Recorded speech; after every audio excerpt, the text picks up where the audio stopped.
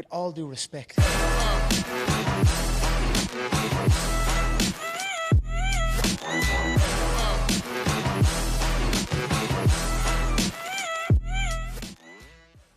Hey, we're Josh Ortegon and Gray Achille, and this is With All Due Respect, the show where we keep it real about health, fitness, and performance. From weight loss to sports development, we're covering the conversations that matter. Follow us on Instagram at WaterXPod, WADR, and visit phenombrand.com, PHNM, for performance gear and training programs built for real results. Let's get into it. All right, guys, we're back with All Due Respect, and this is, I think it's going to be 105. I think. Yeah, I don't know. I think at one point we stopped counting too, Rachel. We started just being like, it's With All Due Respect something. It's somewhere within there. But I don't, again, a good, easy last name, Selman. Selman, yep. We've had, and I talked about this our last one, we had a string of like 5 people in a row, especially, Gray did a fertility series. And it was a really good, like, some of the best conversations we've had. Yeah. Was with the fertility series. And it was like 5 people in a row who had those very extravagant last names. And I'm like, we need to find some. Can there be like an Adams? Can there be like a... Yeah. There you go, Selman. Selman. I loved it. Right? Because I literally right before we went live, I pulled up and I'm like, look, I got to remember her last name. What was it? And I'm like, oh, Selman. I'm like, I'm in. People still find a way to get that wrong. My Do they? maiden name was Patrick, and Patrick was a really easy one. So Yeah. Patrick, it was hard to give that one away. But yeah, people still find a way to mess up Selman quite a bit. Yeah. I'm going to let you introduce yourself. We read the bio. I've made the mistake early on of trying to do people's bios, and I'm done. I said nobody can introduce themselves better than they can. But Gray found you, right? Gray found you on social, and you're close. You're in Charlotte. Yeah. So we're close by. So we can roll up in there and watch you one day. Come on, anytime. No, that'd be fun. I love that. I love that. Kind of introduce yourself and what you do. I saw your history, and man, like, there's not too much you can't, like when you said you're going to speak at the NSCA conference, you could really speak on a lot of topics. Like there's a lot of things you could speak on, but talk about what you've really been into lately, and then we'll just have a conversation. Yeah, so I am a physical therapist. My bachelor's degree is in chemistry, so I really enjoy research. I've always known I wanted to do PT. I ended up in chemistry just because I fell in love with Georgia Tech, and they didn't have anything that was like anatomy, physiology, because it's an engineering school. So I got my bachelor's in chemistry, then my doctorate in physical therapy. Have been in physical therapy now for 10 years. Got kind of like, let's just say disenchanted with the physical therapy system at current because of our healthcare system and the way that we do things. And so actually kind of like was like, I really love performance and I love training and I love, trying to bridge that gap, but was not able to do that in the insurance-based system very well because insurance does not care if you can perform. They care if you can make it day to day. That's literally all they care about. And so felt very limited by the insurance-based system, ended up getting my strength and conditioning certification through the NSCA, and then my performance and sports scientist certification through the NSCA, so that I could participate in more research and try to kind of leave this field a better place than it was when I came into it. So I now do a lot of coaching, a lot of personal training. I still definitely do rehab, but I say it's more performance-based rehab than your kind of traditional physical therapy. So all my sessions are one-on-one for a full hour. We use the squat rack, we use the barbell. We're not just doing clamshells for all of eternity. So a little bit more of a performance-based approach now, and still continue to coach and train. Well, I've always said, yeah, this is a trend here. So I'm really excited that you're on as we've had this conversation because it sounds like we are attracting the right people to have conversations with, right? on my Explore page. We've what you just described with your disenchantment in physical therapy. We've had 3 or 4 other physical therapists come on and be like, "Yeah, it's broken." It's such a bummer. Yeah, it's really sad because it has broken. such good potential. And again, just the way that our system works, I'm sure you guys know, like we don't care about getting people better and keeping them better. It's a very reactive system that we work in. and having to rely on insurance to say yes or no to things that we're educated in and we're taught about. And I'm arguing with someone on the phone who has no background in this. And so it just is such a frustrating, I don't even take insurance anymore, which is so unfortunate. Nope, I don't take it anymore. A lot of my clients will send in their bills and they do get reimbursed, but like I was spending so much time on the phone arguing with insurance companies and less time actually taking care of people. And that's not what I went to school for. I tell you, the cash pay process in physical therapy is growing bigger and bigger because you can treat people the way you want and the way you see. And, the hospital system, especially the hospital around here, man, people that fall into that system, it's like the black hole.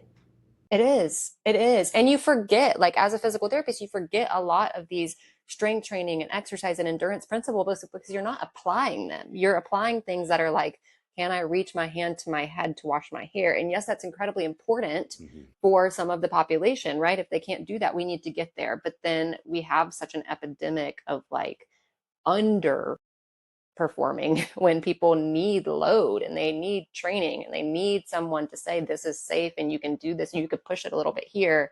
But that kind of like fear of pain and fear of like loading is really a problem. And if anything, I think the biggest mistake we've made as a profession is underloading. Well, I tell you, I'm excited just to have somebody to refer to in your area, to be honest with you. Yeah. Because send them. we get a lot of people, and I know the right people in Columbia. I have a friend of mine that used to be in the performance space, now he's kind of in the leadership space in Charlotte. He's a phenomenal friend of mine. His name's Jeremy Boone. He lives in Charlotte. Okay. And recently I looked for someone to help somebody in Charleston. And we're trying to find somebody in Charleston for people. I have someone in Charleston.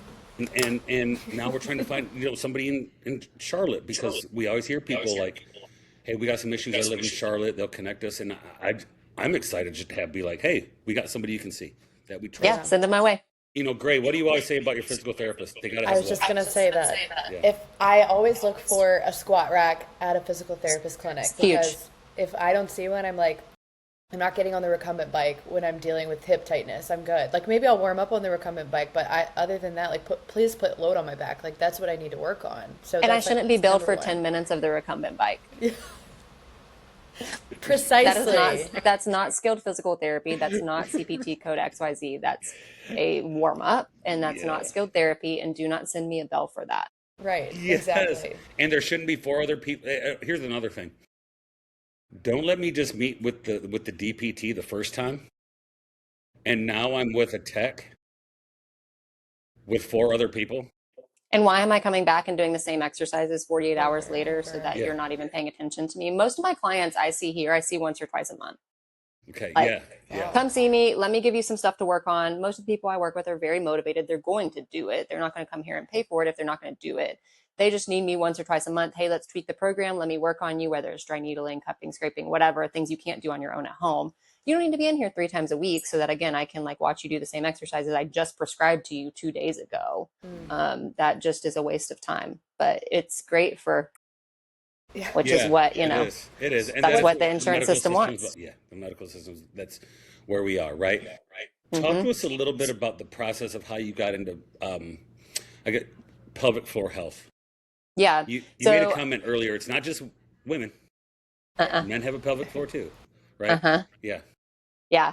So I went into physical therapy probably the same way that a lot of people do, very orthopedic driven, very sports minded. I want to work with all the athletes and I want to do, all of these kind of recovery processes and get them back on the field. And I, about a year and a half into my career, got pregnant, was lifting really heavy, was doing a lot of things. And that is back when the advice was horrific. And so I was lifting really heavy, doing all this stuff. And then my doctor told me not to get my heart rate above 140 and not to lift more than 25 pounds.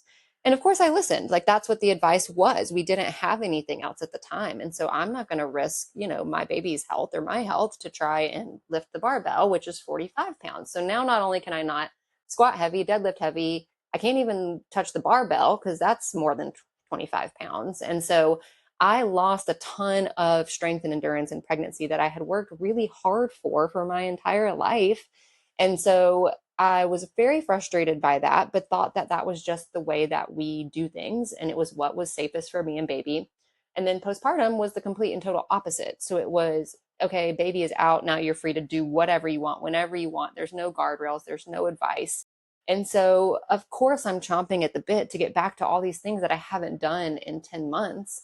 And if we were to let athletes navigate their own ACL repair recovery, it would be a disaster.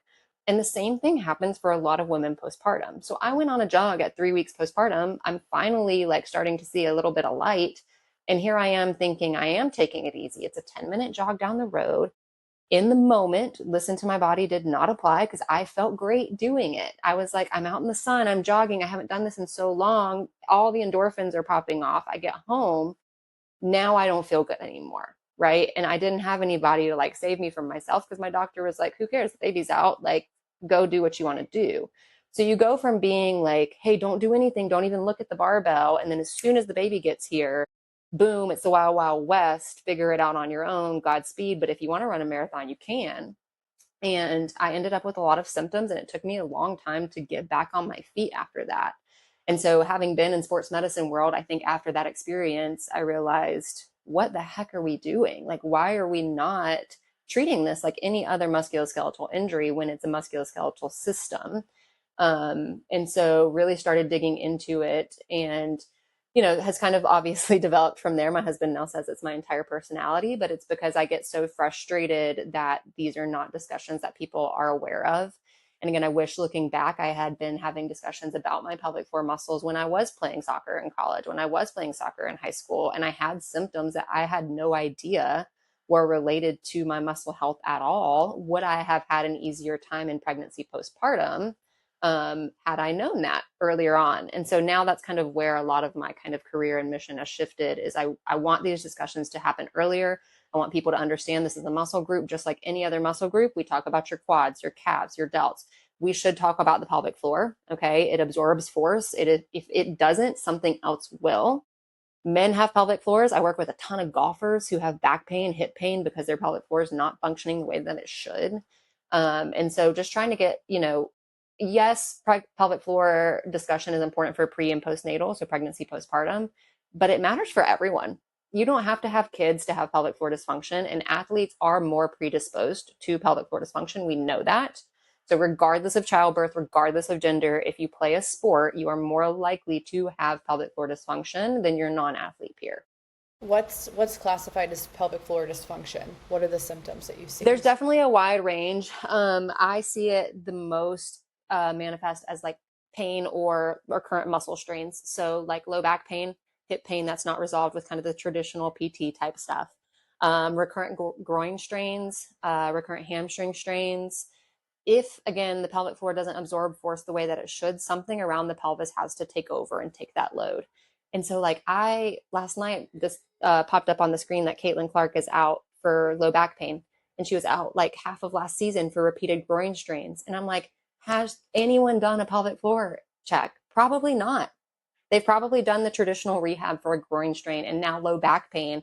And so they're chasing symptoms and just putting out these little fires without ever actually figuring out where the source is coming from. Because again, she hasn't had kids. She's in, a very high performance based setting. So the thought is that pelvic floor doesn't apply to us. And she's missing all these games because of it. And I'm like, I want so bad to just be like, has anyone done that? Has anyone checked the pelvic floor to see if it's contributing to what's going on? And so low back pain, groin strains, hamstring strains, things like hip labral tears can be, exacerbated by it. So if you have a hip labral tear and you have pelvic floor dysfunction on top of that, you're more likely to be symptomatic. Leaking, of course, is a fairly obvious one. Constipation is actually a big one. Like if you're dealing with chronic constipation, that's a big kind of marker for us as well.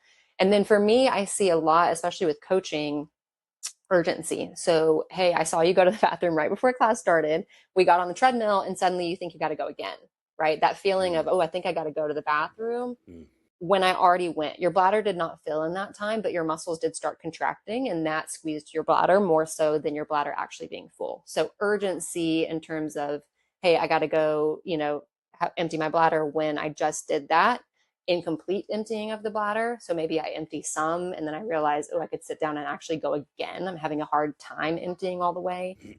Fecal urgency. So for a lot of my runners, when they start running, oh shoot, you hear it all the time. Yeah, now I got to go to the bathroom, right? Yeah. That's pelvic floor dysfunction. Okay. He's like, oh wait, shoot, this does apply to me. Yeah, no, I'm thinking. He doesn't run. No, I don't. Yeah, I'm not.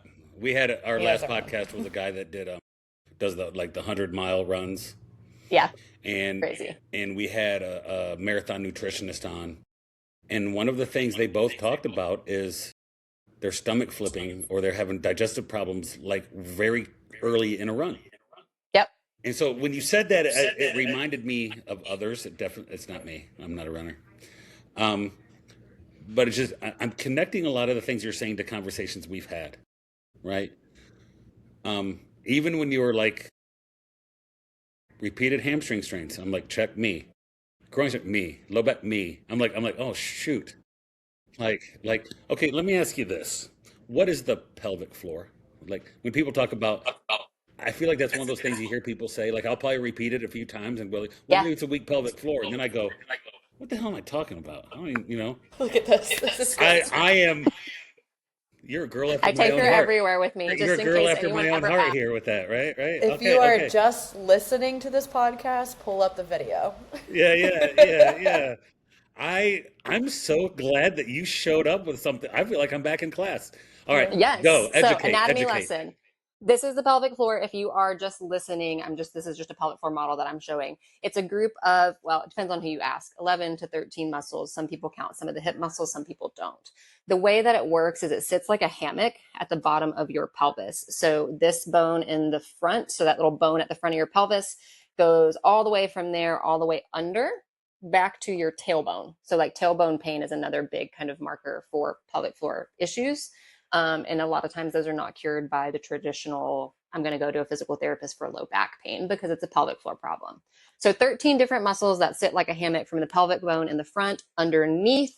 If you were to sit on your hand, you're sitting on your pelvic floor muscles. And then they go all the way back to the tailbone and attach back on the other side.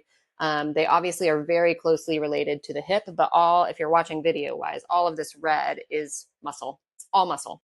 So that's what the pelvic floor is that group of muscles that sits on the bottom, holds up the organs, helps open and close to let things in and out when that's needed, and supports all of the joints around the pelvis. So years ago, I was at an NSCA conference, and a lady was talking about adjusting the pelvis, and probably the first conversation I've ever heard about this was at an NSCA clinic. And a woman was there, actually like an elderly physical therapist, an older woman, and she was talking about pelvic floor and the pubic symphysis. And a woman came in. She's like, "Is there anybody here that like has had issues like that?" And a woman raised her hand. She brought her in, and this was real. You could tell she was real old school. She did a quick eval with her, talked to her about her pain, did it in front of everybody, and she adjusted her pubic symphysis. And we all heard a pop. Oh my God. And like it scared me. And the woman's like, oh, she's like, I've had pain there since childbirth. And she talked about the pelvic floor muscles, getting them strong and the things, and then put her through a series of exercises after she adjusted the pubic symphysis, which I've never even heard of as a thing. Right? I didn't even know that was a thing. And she adjusted the pubic symphysis and put her through a series of these things. You could almost tell in her brain she didn't know how to activate it. Yeah. So I have a feeling some people don't even know how to what that means. Yes. Mm-hmm. Can you explain that to people? Like, what does the exam look like? And what are some of the things that you're looking to do with people? Totally. So I think that discussion kind of starts first with like Kegel versus reverse Kegel. Kegel, we actually like in pelvic health world are like pretty anti the word Kegel. It's really weird that we named that muscle contraction after the doctor who founded it. Like, I mean, what if we called a bicep curl, the name of the doctor who first designated? That's weird, right? Like this group of muscles, a Kegel is just a pelvic floor contraction. So contracting the pelvic floor, Kegel, if I use it interchangeably here, that's what we're talking about. So a Kegel, which I will use just because that's what most people latch onto here, is a contraction of the pelvic floor, which is a lifting and a shortening. I also like to use the word closing. So when the muscles need to close, so if I'm stopping the flow of urine, or if I'm changing directions quickly and my bladder wants to kind of squeeze and empty, I need to be able to close so that that doesn't happen when it's not supposed to happen. So a Kegel is a closing, a lifting. We have all kinds of cues. So like picking up a blueberry with your vagina. For guys, we use the term nuts to guts a lot. So lifting up. Tight butthole is another easy one. Jumping in a cold pool. I'm doing these as you talk about it, by the way. Yeah, so that always happens. Yeah, that always I'm happens. immediately like, okay. So things that should not be happening though when you do that. You should not be clenching your butt cheeks. You should not be holding your breath. And you should not be squeezing the thighs. It should be an internal lift. I do have a lot of clients sit on their hand for that purpose when they're trying it, to like hands between the sits bones, and they sit on their hand. Can you feel the muscles lift up off your hand? If so, that's probably a Kegel, but a lot of people also clench their butt cheeks. So just make sure that you're not doing that. So that's a Kegel, okay? A reverse Kegel does not have the same PR team. So Kegel gets all the love and attention and credit. And most athletes actually don't need the Kegel. They're already stuck in a Kegel. They need the reverse Kegel. So they need to learn how to lengthen. The same way most athletes, you're like, yep, tight hamstrings, tight glutes, usually also have a tight, overactive pelvic floor. But then we just teach them Kegel, which is not super helpful. So a reverse Kegel is the opposite direction. So I don't love the word push because I feel like that makes you hold your breath and bear down. I really prefer open. So opening, lengthening for women, the easiest is like, hey, like you're gently pushing out a tampon, like you're opening that area without bear down, hold your breath and squeeze. Breathe into your butthole works really well. Yeah. So a nice deep inhale and expansion. And again, if you're sitting on your hand at home, hand between the sits bone, you should feel a little bit of downward pressure, but you're not, again, clenching and breath holding in that. So that's a reverse Kegel. That's a lengthening, the same way that a hamstring stretch would stretch your hamstrings. Well, I held my breath and I clenched my groin. Mm-hmm. And to be honest with you, as you're doing it, I'm like, I'm trying to, like, you ever hear about, when people come out of ACL surgery, you're trying to get them to fire that quad.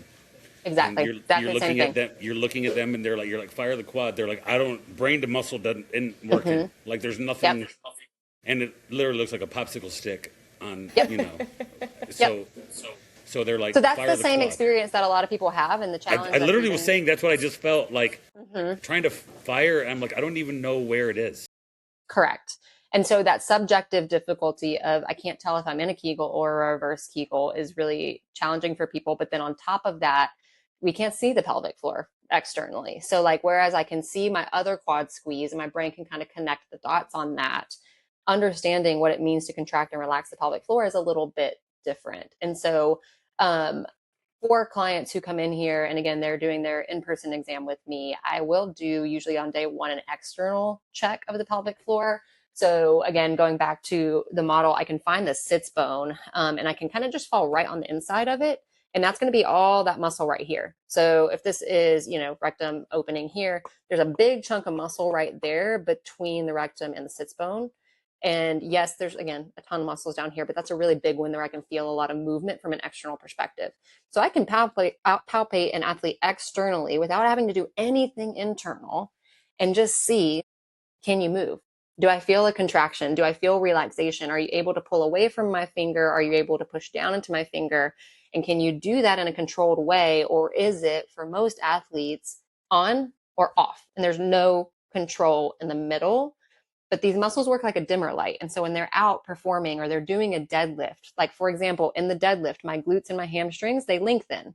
My pelvic floor should also lengthen. And it should do that slowly. And then on the way back up, as my glute and hamstrings shorten, my pelvic floor should also shorten, right? But it should do that like a dimmer light and not like a on, off. So there has to be control. And that's what goes into your sport, right? If I make a really intense change of direction, I might need a 10 out of 10.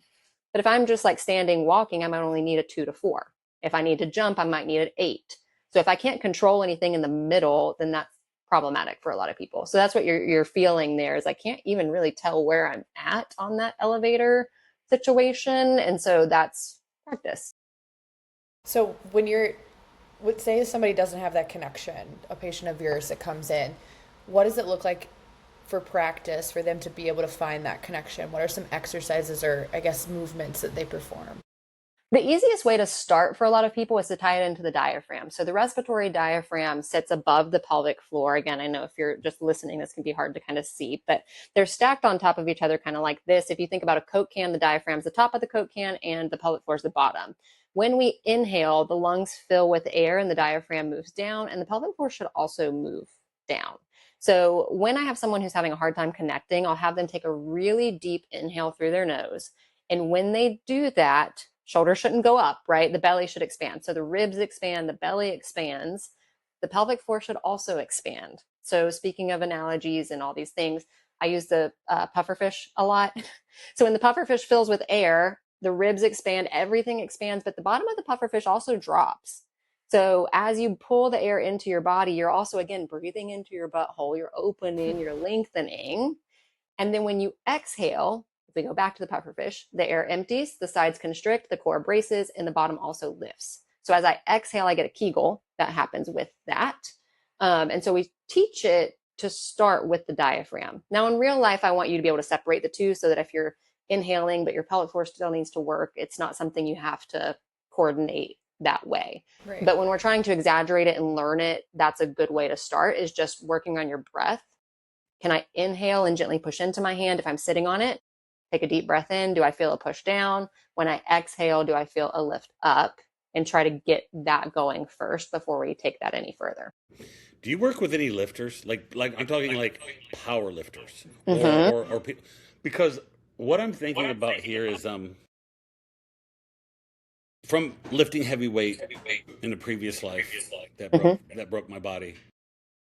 I imagine that I spent most of my time in a contraction of that and never learned to expand that.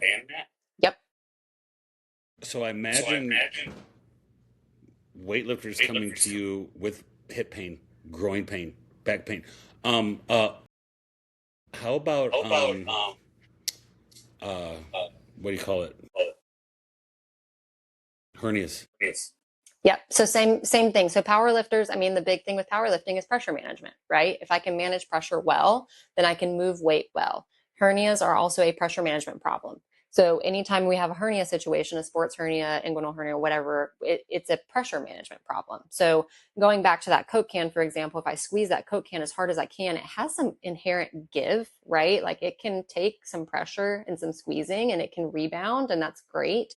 Let's say that I take one side of that Coke can, for example, the pelvic floor, and I make the bottom of that Coke can really thin, and then I squeeze the Coke can again, boom, downward pressure, heaviness, pressure, symptoms, leaking, hernia, stuff like that. It's a pressure management problem. And the hernia and powerlifting situation kind of goes hand in hand because both of those require really aggressive pressure management, and not just the ability to do it slowly like we just practiced, but the ability to take that and throw it into a lift that happens over the course of a second. You said something that was very interesting before we hit record, which always happens, right? We always do something cool before we record, and I'm like, crap. This is always postpartum. Mm-hmm. One thing that you said that really piqued my interest was this needs to be education and training with girls and athletes at a young age. Can you talk about a couple things? What would that look like? And then what could we possibly prevent with some of these girls by having these conversations? Because, and here's another thing. If I come to you and you go, hey, we're going to palpate your pelvic floor. We need to have about 15 minutes of like a good conversation. Like, you know what I'm saying? Like, I feel like I'm going to have to tell you where I grew up. Yep. Like, here's who I am. At least take me out to dinner first. Yeah, take me out. Like, we're gonna, like, give me a hug. Like, can I have a hug before and after? So, because of that, that conversation can be, I mean, 15, 14, 15, 16-year-old girls. Where does that conversation happen? Totally. I mean, that's a big question. Not health class in 8th grade. Right, for Or sure. I maybe mean, it we're is. I lucky don't if we know. learn anything in health class in eighth Yeah. grade, honestly. Yeah. It was on a Um, cucumber. It was on a cucumber is where what you of learned, course, right? it's Yeah. always the cucumber. Yeah. Yeah. And for girls, I feel like it's always a grapefruit. I Yeah. actually have a book coming out in October, and I we saw were that. talking Yeah. about the cover, and I was like, I don't want a grapefruit. I don't want any fruit on the Yeah. cover. Yeah. I don't want any of that Yeah. to be represented by a fruit. It has enough justice for the Yeah. pelvis. It's Yeah. not like a fruit. Okay. In a perfect world, what would that look like for you? Yeah, in a perfect world, and this is kind of what we talk about in the book and what I'll be talking about at the NSCA National Conference in July. One, I think that we need to start doing more subjective questionnaires for athletes. So when we do their annual physicals or when we do their intake, do I have a questionnaire that covers some of these bases, right? Because first of all, especially for teenagers, a lot of them are not going to want to come to you and talk about like, hey, I'm having like leaking, or I kind of feel like my tailbone hurts. Or if they're sexually active, like, hey, intimacy is a problem. Like it's really painful and I don't think it's supposed to be. And so it's one of those things that I think a subjective questionnaire, and it opens a dialogue of like, hey, if you answer these questions, they're a little more probably willing to be honest about it. Now, when we get to college, people are a little bit more open to like having those discussions, but it changes based on the environment a little bit. So creating subjective questionnaires that include some of those symptoms that we talked about. Do you have recurrent low back pain? Do you have recurrent groin strains? Do you have difficulty emptying your bladder when you go to the bathroom? Are you waking up multiple times at night to go to the bathroom after a hard workout? So questions that kind of like, okay, I never even knew that was actually related to this, but I guess it is. And so that kind of gives you some feedback as a coach or a provider of, hey, this athlete might be a little bit more vulnerable than I ever realized, because these are not questions that we typically ask on a regular basis. And even if you did, especially given the age of an athlete, you may not get an honest answer. And so I think subjective questionnaires are incredibly important. I think on top of that, another thing we talk about in the book is I think that teams, and this is going to be an issue of accessibility, but we need to start having like an annual in-service. So like pull someone in for an hour.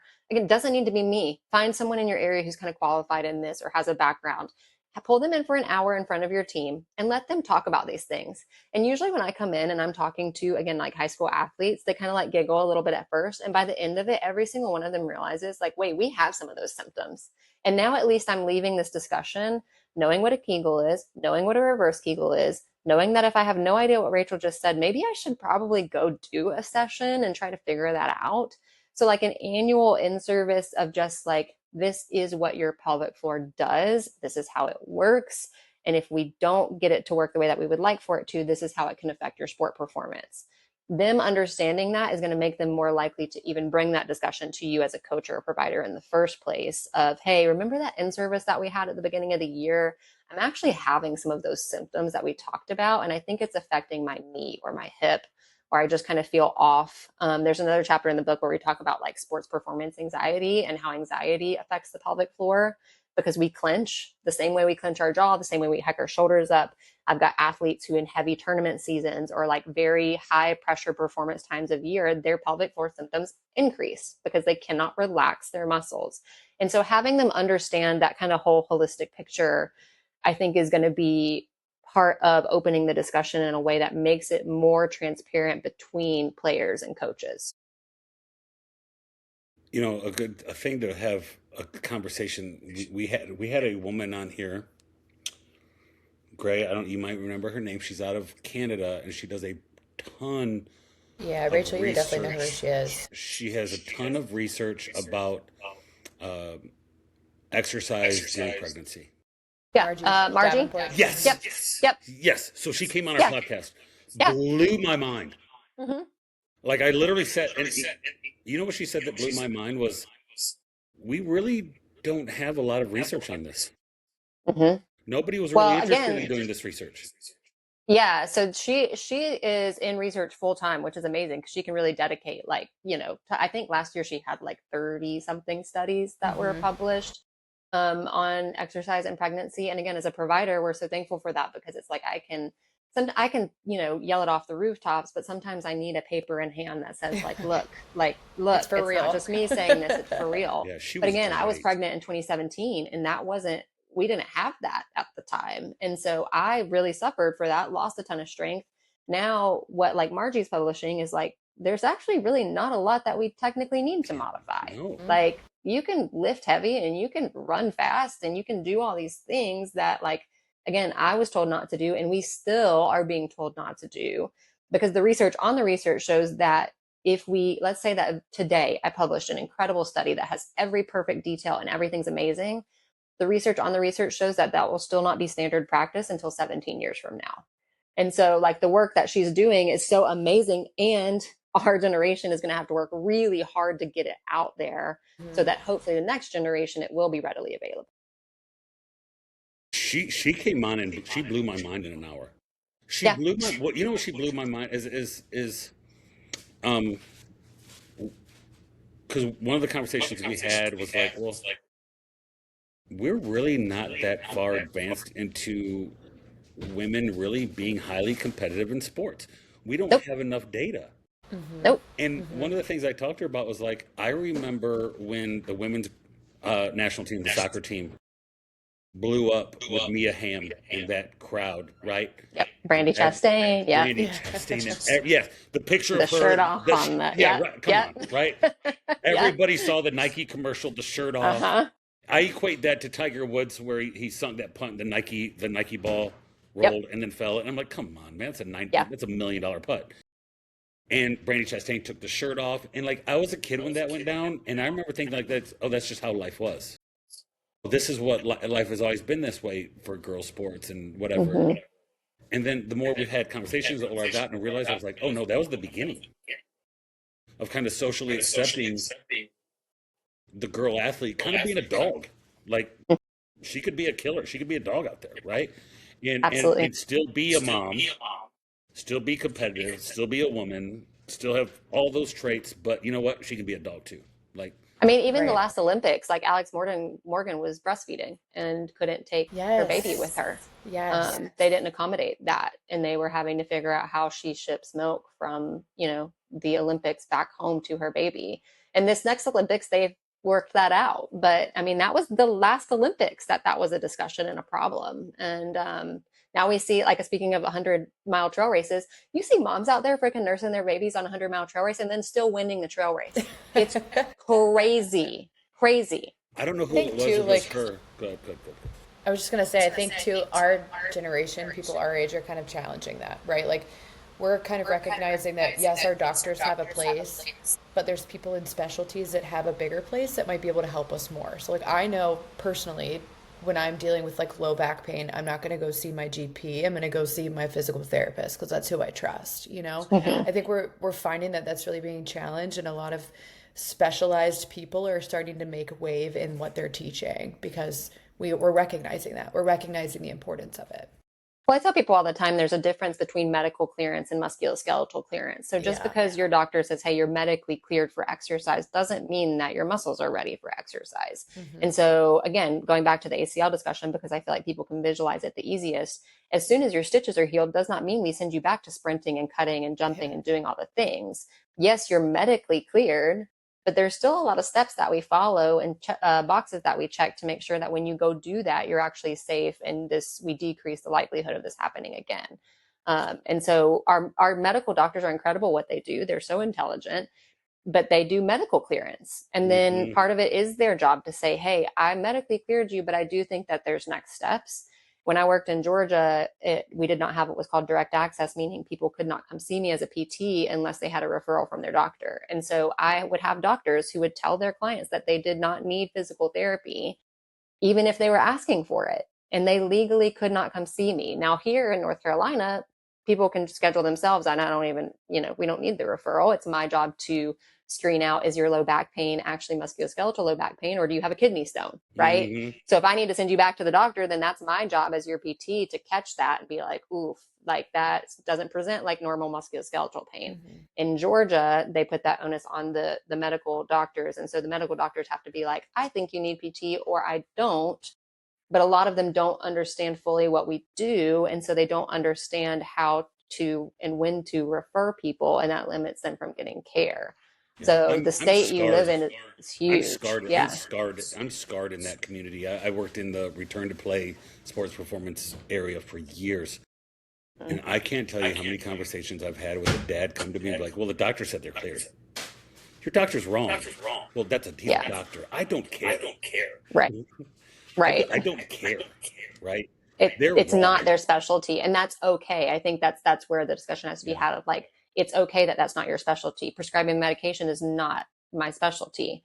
I don't tell people what medicines to take. I tell them to go talk to their doctor. If I have a suggestion, I tell them, hey, here's my suggestion, but you should go chat with your primary care doctor or whoever.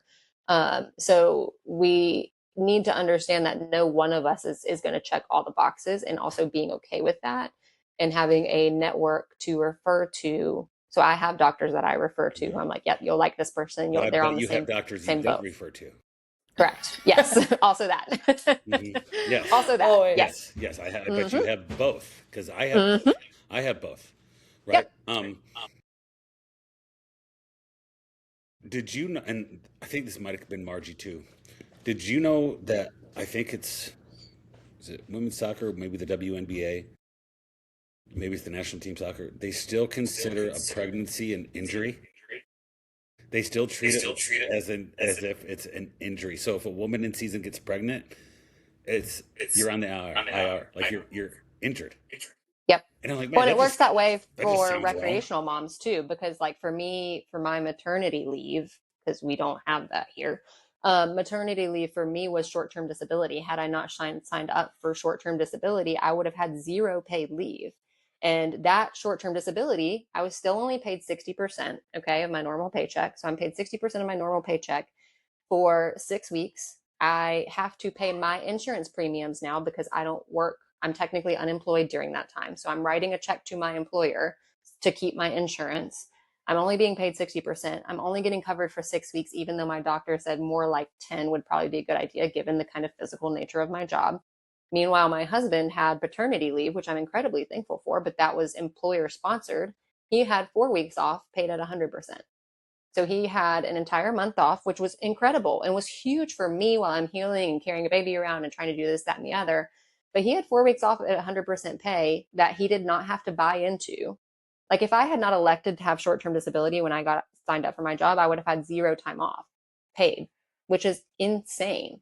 And so we still, even in recreational athlete world, treat moms as if it's this, like just totally like that's a box over here, versus something that you can actually rehab from if we gave you the resources to do so. But we don't give people the resources to do so. I just feel like somebody in the crowd would raise their hand and go, short-term disability for a woman that just gave birth sounds weird. Yeah. Like, you know what I'm saying? Like when you say think. you had to have short-term disability, I mean, is that really disability? Yeah, that's how we treat it. Like, is that and really? Again, there is no guidance. That was me being at home trying to navigate. And before I did this, I didn't know what to do either. And I was a physical therapist. So if I, as a physical therapist, don't know how to navigate my own musculoskeletal recovery because we were never taught about the pelvic floor. I mean, we didn't talk about the pelvic floor. Crazy as a doctorate degree. That was crazy. That was 9 years ago, and some of the stuff Margie comes out with is within the last 9 years. That blows my mind. Yeah, well, I had my oldest in 2017, and the first time I ever remember reading anything about returning to run postpartum was 2019, and that was a kind of like PDF. It was a group of experts who had gotten together, and it was kind of like you said, they kind of got together and they're like, hey, it's kind of weird that we don't have any kind of like layout for this. So it wasn't like a peer reviewed journal or anything. It was just a bunch of them who got together and were kind of like, we should at least put something out there that says, hey, we need to start this discussion. And we are so indebted to them for starting that discussion because it's where so much of this came from.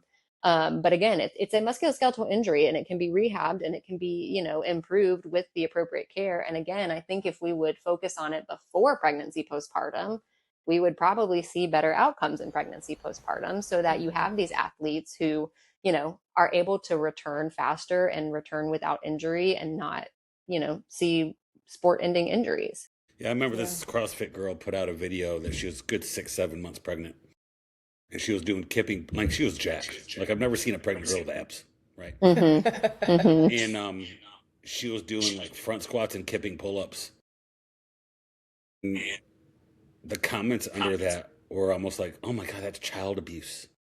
It's Like, crazy the things that people think they're allowed to say to you because you shouldn't be pregnant. allowed to have a kid if you're doing that when you're pregnant. I'm like, Yep. Or dude. even after like seeing their kids start to work out at young ages. Like I see that on all, and I love that when a family has like 2 and 3 year olds and they're just picking up like the styrofoam bars and stuff and they're like, your kid shouldn't be working out. What do you mean? People are insane, and especially on the internet. I mean, I'm sure you guys know how that goes. Like people feel like they can say anything, but then especially if you're pregnant, I mean, even just in person, like at the grocery store, the things that people will say to you, you're like, did you just say that to me? I was Like, amazed you at don't the know number of anything about people. me. I have a very extroverted wife. I have a very extroverted child. Yeah, Not you me. Not me. I have a very extroverted. My child wanted to go to the last. We gave him the option to not go to the last day of school because we have to leave town. He's like, Dad, I gotta go see all my friends. If you would have told me last day of school I don't have to go, I'd been like, I'm sleeping in. This is gonna Totally. Yeah. Like I'm introverted and they're extrovert. My kid will go to Target and he'll know everybody in line. Wife will know everybody. I love that. Right? This has happened before. I've come home with a homeless man in my house because my wife wants to give him money and there's a homeless man in my house. And she's like, well, just got him in the house. I was like, we don't know who this guy is. Like, it's a good balance. Yeah, I think there has to be a balance between me, like, not even want to talk to anybody, to like homeless people, right? Yeah. And I was amazed at the number of people that would randomly touch my wife's stomach. Like, who are you? Yeah, I mean, and like as a dude, and as a fairly aggressive male, like I see that hand reaching towards the belly. I'm hitting you with Reese's peanut butter cup in the hand, like you know what I'm saying, like. And it was amazing the number of people just want to touch it. And I found that too early on when I started getting heavily tattooed. The number of people that randomly want to touch you in public. I'm it's like, very bro, bizarre. That's a way to lose a hand, bro. That's a way to lose a hand in these days. It's very weird. Like well, it's kind of like the internet. I mean, people think they can say, I have gotten to the point now where when people comment on some of my stuff and they're really ugly about it, I'm like, I wonder what that would look like if they walked into my clinic and like said that to me personally. Have you had really ugly comments? Because your content's not. It's bad. It's really bad. I've been called an Instagram thought. Your content's not. It's helpful. Yeah. I would hope so, but there's people who apparently just what do we disagree or think that they're thirst traps or whatever. And oh my God.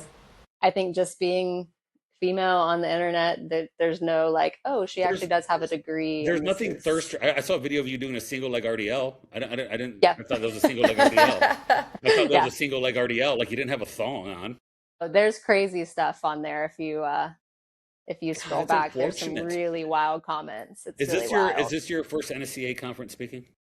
Yes, my first national conference. Is you excited about it? You excited about it? Yeah, I'm pumped. Awesome. And then there's a conference in September that's NSCA and the APTA, so a combination of the two, so physical therapy and strength and conditioning that I'll be speaking at to try and kind of, again, bridge that gap between physical therapy and like more performance-based rehab. Yeah. And so there's a lot of really good signs. I love that the NSCA, again, is embracing this. Like, the reality is, unfortunately, like you can talk to a lot of sports teams or athletes about pelvic health and they're kind of like, oh, that's great for someone else, you know, but like the NSCA has done a really incredible job kind of embracing like this is something that really matters for sport performance and bringing a lot of those professionals into the same room to have that discussion. Well, I would so the fact that they were willing to give me that platform to do that is really, I mean, it shows where their intent is. I would say the rise of the female strength coach.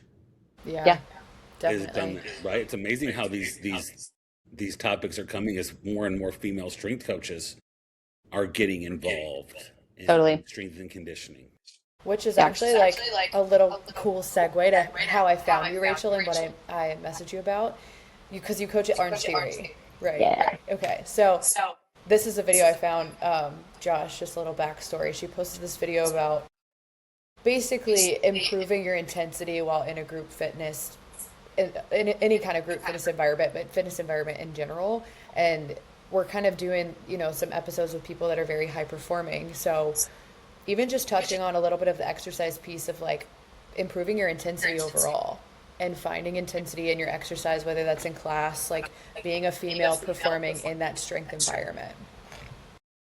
Yeah. So that video, kind of what we were touching on there is coaching Orange Theory, and I think coaching in general, people, that discussion of like, oh, I plateaued, especially when you're talking about group fitness. Like I went at first, I noticed a lot of really great changes in the first couple months because it's a new stimulus to the body. The body says, oh shoot, like let's, learn, let's change. And so it does that really great in the first couple months. You get that buy-in, and then things start to settle, which part of that is just the natural progression, of strength training. Those first PRs are like, I mean, every week we're PRing, and that's incredible. And then they're a little bit harder to come by with time. So part of that's the natural progression of that. The other part of it is, again, what I see coaching wise is we don't do a great job teaching the actual physiology behind what we're doing. And when you understand what's actually happening in the body, then you can really like lean into that as you start to feel that plateau happening. And so a lot of what I see is like people coming into these group fitness settings, like again, 3 to 5 times a week, and they're working hard while they're there. Like, I mean, they're working, there's no question about it. They're dedicating the time, they're dedicating the effort, but every performance is like 80%. So it's like a moderate to high end of performance multiple times per week with no actual full recovery in between. No, actually 10 out of 10. It feels like 10 out of 10 to them because they're tired, but it's not their actual 10 out of 10 capacity, or it's not their, 4 out of 10 capacity. So like I run marathons. I also strength train, but like my running through the week is not 5 moderate runs. And a lot of people just go run and it feels the same no matter the distance. They run the same effort, right? My runs are very extreme. So I'm either running very easy, like heart rate 130s, 140s, and I probably look like I am barely jogging to people driving by, but I have let that go. Or I occasionally will do things like 5-second sprints, 10-second sprints, where I am like 10 out of 10, the most I can possibly do, driving my legs into the ground, and then a 3-minute recovery to let myself like come back down from that and repeat that same effort again. And so what I would like to see, and what that video is kind of touching on, is for these people at Orange Theory, who again, I'm coaching too, is like, hey, if you feel like you're stuck, I'm actually asking you that maybe like 1 or 2 of those days, we actually chill out a little bit. Like you can still come in here, you can still lift weights, but you need to like let the ego go, leave that at the door, and take today as a active recovery type day, and understand the physiology of that is a bigger heart. We see more expansion there, right? Like a different type of cardiac filling, a different type of cardiac response. What that means though is, let's say I did that on Tuesday. Well, now on Thursday, when I say it's a power day, you can actually do your 10 out of 10 effort. Not what feels like a 10 out of 10, but what actually is your 10 out of 10. So taking your training schedule and polarizing it, as opposed to like every day I am at 80% of my max heart rate. In Orange Theory, we track that, right? So you have your little heart rate monitor, and we all have our watches and all the things now. Are they the most accurate? No, but it is what it is. And so like, if I look at my runs, I can have a run where my heart rate is way up here, and then I can have a run where my heart rate's way down here. And I can tell you just based on the heart rate where I was kind of in that training cycle, or that training week, and having people kind of adjust their training to do the same thing so that you can hit your 10 out of 10 efforts, which is what will make you progress. You can lift the heaviest you've ever lifted because you didn't do that 3 times already this week, right? Mm-hmm. That defeats the purpose. And so the way that we make those gains in the initial phases are not going to be the way that we can make those gains as we get better and better at what we're training. And that's in any sport, any group fitness setting. Yeah. And so I want to see more of that, but people don't like to hear that I'm actually asking you to do a little bit less on some days. Yeah. I love the exercise intensity piece and like just training efficiently, because you do have those people where it's like they're either scared to pick up the weight in the beginnings or at all, so they're lifting 10s for the rest of their life, or they're like so on it for so long and then they burn out after 90 days, 4 months, because they're like, well, I just feel like I can't do anything else. I need to really reach that plateau. Yep. Hey, this was a great conversation. Because I feel it goes in line with, our fertility series was about fertility, right? Because Gray wants to get pregnant and have a ton of babies. That's what I tell people. Every time we opened up a fertility series, I was like, you guys realize this is because Gray wants to have babies. It's such a liar. Yeah. But what it turned into was almost like a sociology conversation around women's fitness, women's health. Yeah. Where we're at, where we were. It blows my mind that in 2017, we didn't have any of that information. Like, that seems stupid. Yeah. I think it was being worked on, but it wasn't like publicly available. And so like for someone, again, like me, who was trying to navigate that, there was nothing. And I didn't have anything to show my doctor that said, hey, this 140 beats per minute's old news. Yeah. And Yeah. I do think an educated person can go, there's innately, there doesn't sound right. Like you can always be like, that doesn't sound right. Well, I remember going to the gym and it was lunges. That was the first time I questioned it because I'm like, okay, does that mean 25 in each hand or 12 and a half in each? Because it's single leg activity now, right? Yeah. It's not double leg anymore. So if I can't lift 25 pounds, does that mean on 2 legs or does that mean on 1 leg? And that's where I started being like, this doesn't make any sense. Like, this makes no sense, you know? Or like, hey, my heart rate's above 140 going up the stairs because I have 1.5 times the blood volume that I did before pregnancy, not because I'm out of shape, and not because I'm harming my baby, but because I have all this blood pumping through my body. So now you see videos on Instagram of like pregnant women running like 5-minute miles and just freaking blowing it out of the water. Wow. And Wow. yeah, it's incredible. I mean, women are wild in terms of what they can do, but there's still a long way to go. And again, I hope the discussion will become something that branches outside of pre-postnatal too, because Absolutely. It is important outside of that. Oh, yeah, that's what I got from this conversation was like, hey, we need to start having this conversation with girls, women. This isn't just like, oh, I just had a kid.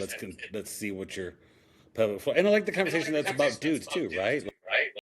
Like, I mean, let me ask you this. Of the people you do this pelvic floor with, what's your percentage men, women? I would say it's probably 80-20. Okay. So 80% women, 20% men. But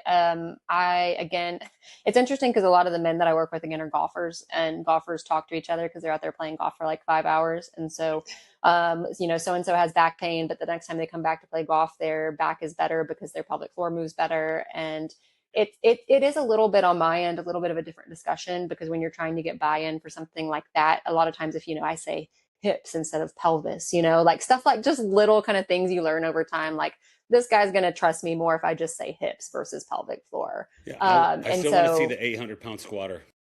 I want to see the 800-pound squatter that's been told to come see you. Yeah. And you're going, we're going to check out that pelvic floor and see how that pelvic floor works. Hey, I'm telling you. I'm fired up for it. I think that's great content. We can win them over one way or another. I think that's great content. The nuts to guts and the breathe into the butthole. Yeah. I love nuts to guts. Yeah. It's so funny. Yeah. And I imagine like you just have to be straight to him too. Hey. Yep. This is what it is, bro. And he's probably like, oh, and he squats 800 pounds, probably testosterone's at like 1400.